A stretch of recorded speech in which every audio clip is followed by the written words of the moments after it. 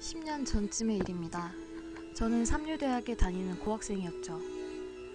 주 4일 아르바이트를 하고 집에서 보내주는 용돈으로 끼니를 겨우겨우 때우곤 했습니다. 대학교 2학년 여름, 저는 더위에 지쳐서 아르바이트를 안 하는 날에는 에어컨이 나오는 시민센터에서 과제를 하곤 했습니다. 거기에는 지역 교류 게시판이라는 누구든 벽보를 붙여도 되는 게시판이 있었습니다. 전 항상 그 게시판을 확인했습니다. 고등학생 레벨 정도는 자신 있었으니까 과외 알바 자리가 나면 나려고 했습니다. 하지만 외국어 공부 같이 하실래요? 같은 게 대부분이고 가정교사 모집은 거의 없었습니다. 그러던 어느 날 여느 때처럼 그 게시판을 확인하다가 이런 벽보를 봤습니다. 7월 6일부터 7일까지 방정리 도와주실 분 모집합니다. 반나절에 5만원.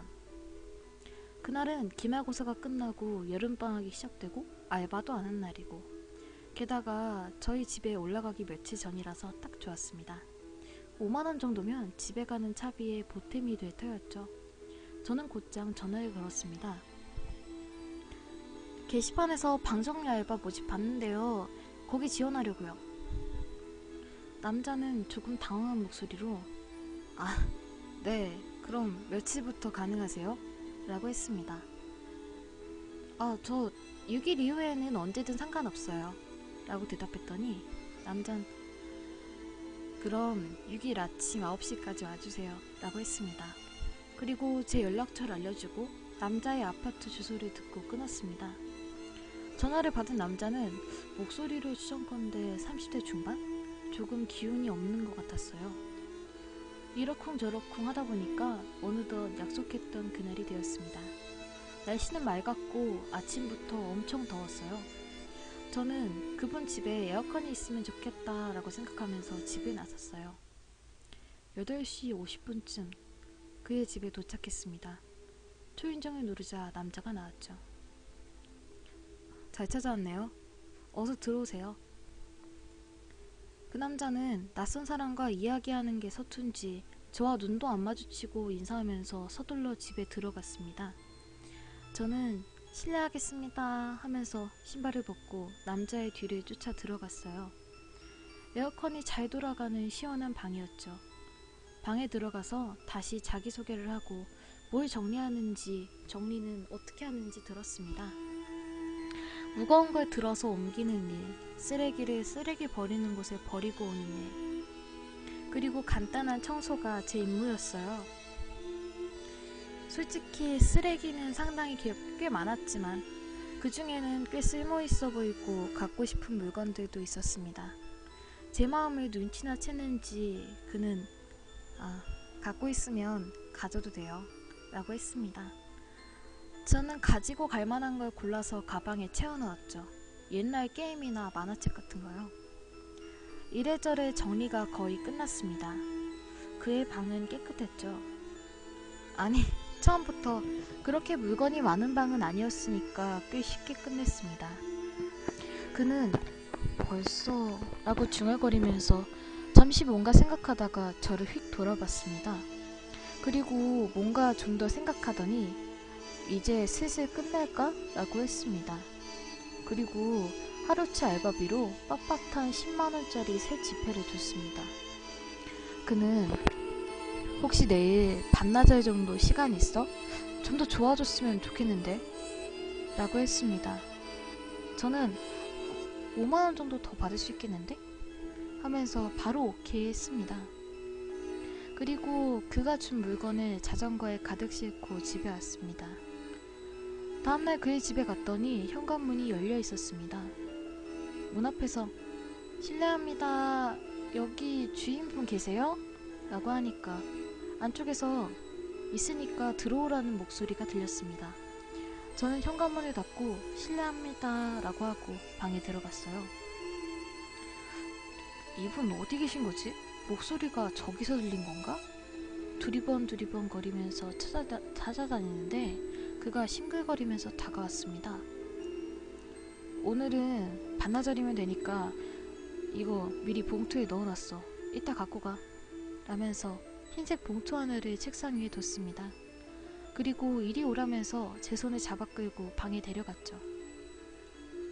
방 옷장 안에 무거운 짐이 있는데 그걸 혼자 끌어내는 게 힘드니까 도와달라는 거였습니다.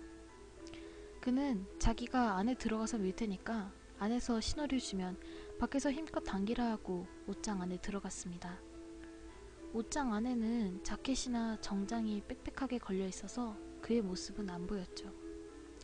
잠시 후 그가 당기라고 해서 그 짐 손잡이를 힘껏 당겼습니다. 조금씩 짐이 움직였죠. 무거웠습니다. 60kg는 좋게 되는 것 같았어요. 그러다 툭 하고 가방이 열렸습니다. 이거 비었잖아. 옷장 안에서 파닥파닥거리는 소리가 들렸습니다. 저기요? 저기요? 몇 번이나 불러봐도 대답이 없었습니다. 파닥거리는 소리는 점점 잦아들었죠.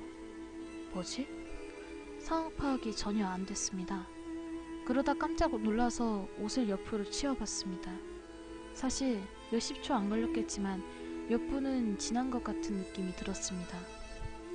그는 옷장 안에서 목을 매달고 있었습니다. 발판을 치운 건 저였습니다. 바로 내리려 했지만 로프가 질겨서 엎어지지도 않았습니다. 칼 어딨더라? 어제 다 버렸지. 전 완전히 패닉에 빠졌습니다. 그는 움직이지 않았죠. 이거 내려야 되는데? 가위로는 안 잘리겠지? 이웃집에 도움을 요청한 건 1분 이상은 지난 다음이었습니다. 그리고 구급차랑 경찰이 와서 하루 종일 사정 청취를 했습니다. 집에서 부모님이 내려오셔서 절 보시더니 우셨습니다. 그는 구급차로 이송되었지만 내리는데 시간이 너무 걸려서 병원에 도착하자마자 죽었습니다.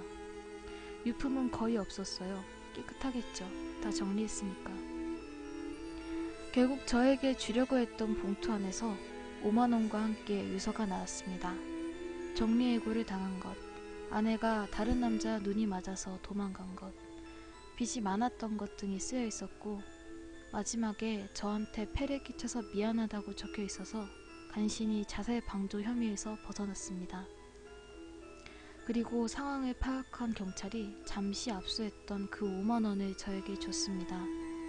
결국에 자살하기 전에 신변 정리를 하고 싶었던 것 뿐이라고 생각을 했습니다.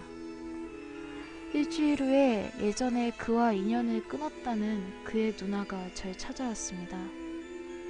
그는 어떤 종교를 독실하게 믿는 신자였다고 합니다. 그 종교 때문에 가족과 사이가 틀어진 것 같았습니다. 그 종교 교리 중에 자살하면 지옥에 떨어진다라는 게 있다고 합니다. 그는 죽고 싶었지만 종교 때문에 자살은 할 수 없었다. 그래서 그런 방법으로 죽는 걸 선택한 것 같았습니다. 그의 누나는 폐를 끼쳐서 미안해요. 이거 적지만 받아주세요. 라면서 100만원을 주었습니다. 그의 해석대로라면 저는 사람을 죽인 걸까요? 저는 결국 105만원을 받고 지옥에 가는 걸까요?